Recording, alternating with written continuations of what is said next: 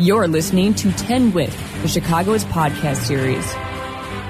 Hey, boys and girls, this is Carl Clockers. This is the 10With chicagoist podcast series. You'll remember yesterday we sat down with Ina Pinkney. We're going to do that with another 10 minutes to go here. You'll remember that she wanted to be your senator for 2 months.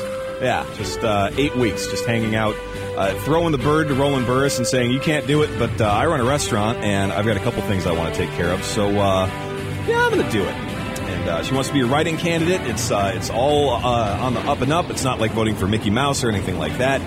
Just plug her name in there. That's how she wants you to do it. And here's another about 10 with Ina, figuring out exactly why she wants to do it. You remember yesterday we left off with talking about why she wanted to do it. We'll pick up there again, and you can check out yesterday's 10 with for the first part.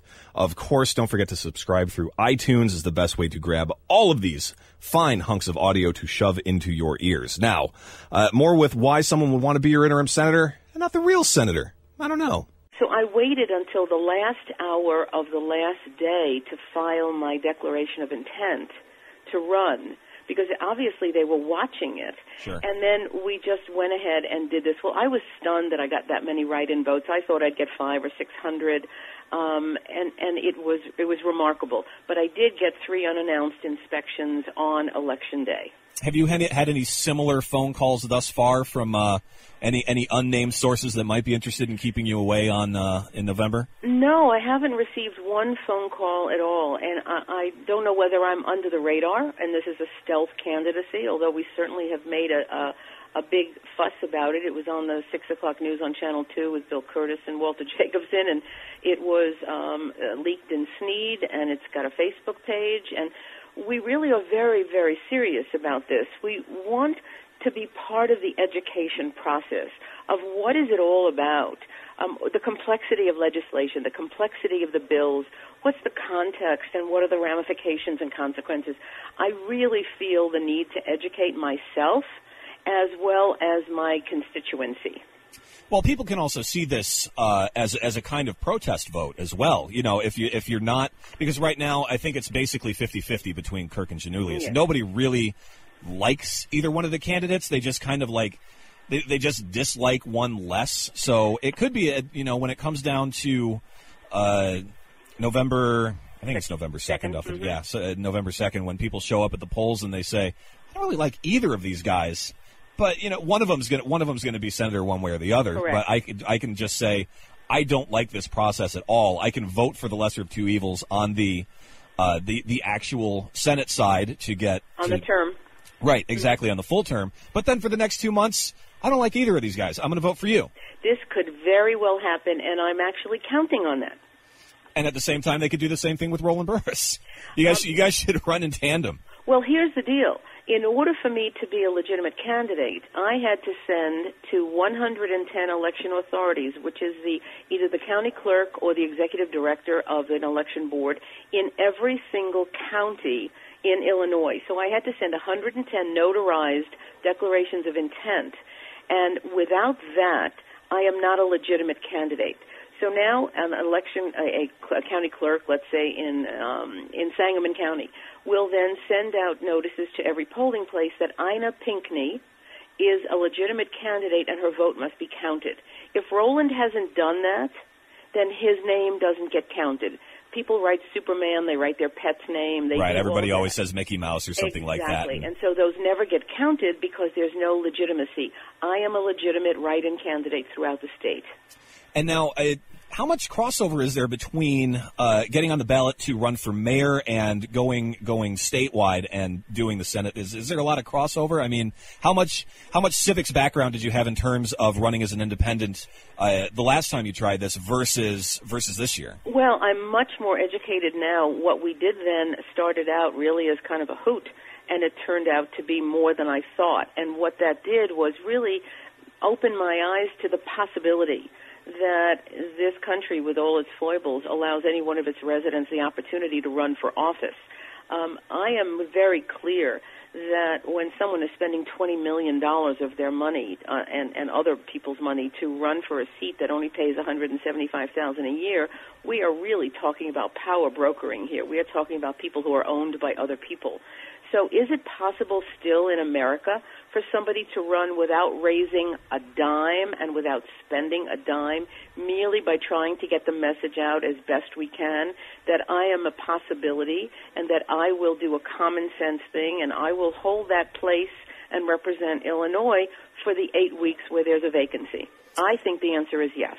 And when you're running as a candidate like this, you get the people that are entrenched in the Democrat side, you get the people that are going to vote Republican no matter what kind of lunatic is on there or what kind of moderate is on there.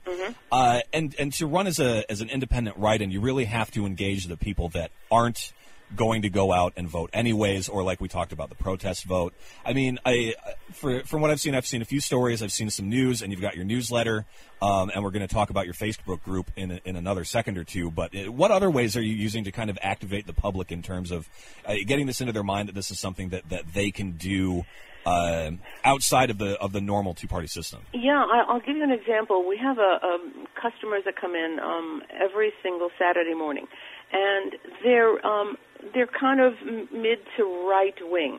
I've heard the conversations. I know their political positioning, and yet they walked in the other morning and they said, you have our vote. And I said, well, it's a nonpartisan vote, isn't it? And they said, you really make a case for common sense. I said, that's really what we're lacking in many ways in Washington. And then I passed their table a little bit later, and one of them said to me, we've been sitting here strategizing of how we're going to get all of our friends to vote for you. So somewhere it's taking on a life force that way beyond what I'm doing. People now are committing to sending it out to their friends all over the state. And people are going to make, this obvious line of questioning, but should you go to Washington for 2 months, how have you planned ahead in working with the Capitol Hill mess hall to make something at least approaching food? Is that of interest to you at all? Well, it really is of interest to me, and I'm gonna tell you a little story that will maybe help clarify it. When my former husband sailed around the world solo, he became and still is the first black man to ever do that. He was scheduled to stop in South Africa at a time when Nelson Mandela was still imprisoned in Robben Island. And so when he left on the trip, everybody said to him, you should never stop in South Africa.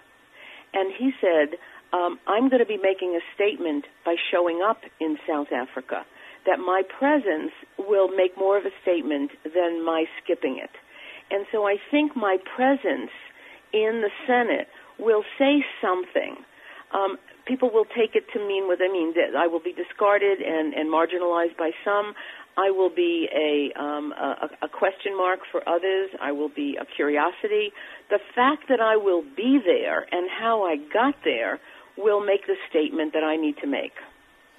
And if you have those 2 months, I would assume that you would want to go to Michelle Obama and talk to her about her childhood obesity thing. I mean, you could be a real asset there in just the 2 months that you have the seat. I will try to do as much as I humanly can in that time with as many doors that will open for me and those that I can knock down by myself. Do you have a website set up? Is it only the Facebook page? I mean, for people that are hearing this and only for the first time are going, you know what, I'll throw in my vote. Is it just the Facebook, or right how now can we get in touch with you? And you don't have to be a member of Facebook to get there. You can go facebook.com and then Friends of Ina, and you'll get to the Facebook page. There'll be a link from my website, which is breakfastqueen.com. That's going up soon as well. And anybody who wants to email, we'll be happy to put you on the email list to give you a mock-up from my next newsletter of what the ballot's going to look like and where my name will be on which line. All right, there you go. Now you know a little bit more than you did when you woke up this morning. I'm not in the business of endorsing anybody, but you know what? In the interest of not necessarily civil disobedience, but just things that would be interesting in politics, it would be fun to see what happens just for this little window of time, wouldn't it? So, again, Ina just gave you all of the contact info, so do with it what you will, and throw her name on the ballot if you see fit. Glad we could sit down and bring you this small hunk of knowledge for you. Again, more tomorrow. Carl Clocker's Chicagoist podcast series 10 with. We'll see you. Night. these girls don't stay for breakfast.